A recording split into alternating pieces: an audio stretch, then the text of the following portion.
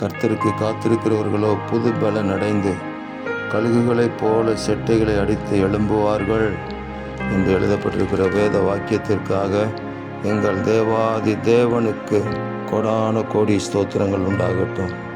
தேவரீர், உமக்காக ஒவ்வொரு நாளும் நாங்கள் காத்திருக்கிறோம். புது பலத்தினால் எங்களை நிரப்புவீராக. நாங்கள் எழும்பட்டும், உங்கள் நாமத்திற்காக எழும்பட்டும். ஜனங்கள் தங்கள் பலனை புதிதாக்கி கொண்டு சமீபித்து வந்து பின்பு பேச கடவர்கள் என்று எழுதப்பட்டிருக்கிற வார்த்தைக்காக ஸ்தோத்திரம்.